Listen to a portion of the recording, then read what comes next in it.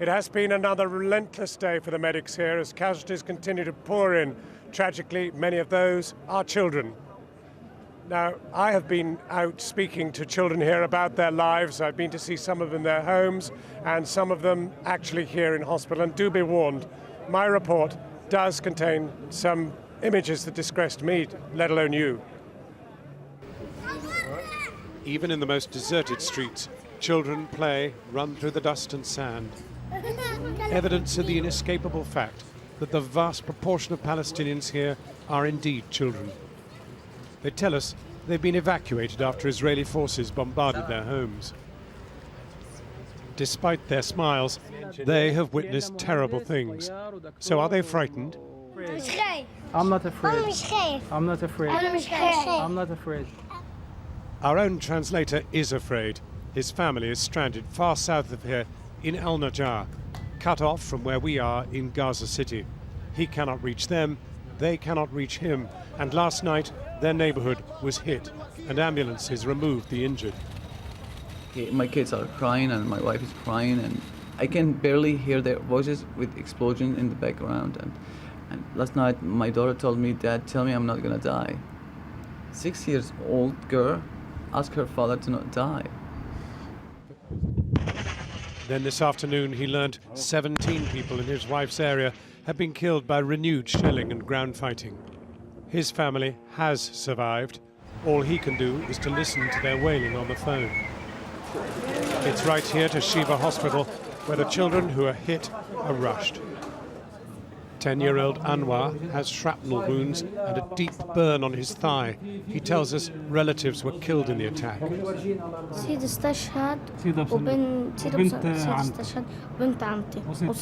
Yeah, 3 have been killed. My grandfather, my grandmother, and my aunt. I'm so sorry. Naima is just 2.5 years old. She was caught in a missile attack from an F-16. She has a broken nose and a fractured skull. She hasn't spoken a word. She is in deep shock. And this is 7-year-old Norwegian, grievously injured in an F-16 missile attack in which 45 others were injured. Her mother says many were children. 2 were killed. 7-year-old Maha suffered serious injuries in an artillery bombardment that killed 8 and wounded 7 others. She is apparently the necessary collateral to Israel's claim to be attacking militants. The dirt from playing in the street still clings to her feet. In the emergency ward downstairs, 10-year-old Ahmad has just come in with head injuries back and front. 20 other children were wounded with him. Finally, Shahid, injured in the same attack. Again, head injuries from shrapnel. The director of the emergency ward is in despair. Innocent people, all that which we receive here, innocent people, it's all of them civilians. Why?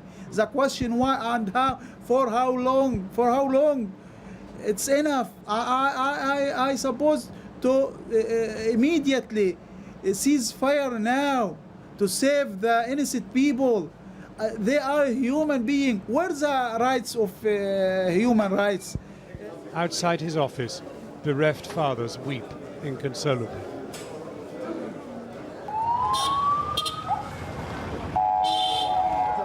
And at the entrance, a wounded mother is delivered by private van and bundled into the hospital. Well, one of those doctors tending those children is a professor of emergency medicine from the University of Northern Norway, Dr. Mads Gilbert. Dr. Gilbert, what do you now know of the latest death toll amongst children, and particularly the injuries? Well, we know that the last 24 hours, 6 more children have been killed and 100 more injured, bringing the total of killed children to 166 and the number of injured children to 1,310.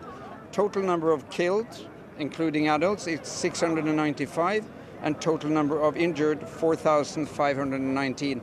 And the number and the fraction of children is unusually high in this material, meaning that the Israelis are relentlessly killing children and injuring children. Well, now, the issue that I want to know is the survivability of many of these wounded children, because we were in the ward with many of them this afternoon, and some were really too injured to film. I mean, what do they face?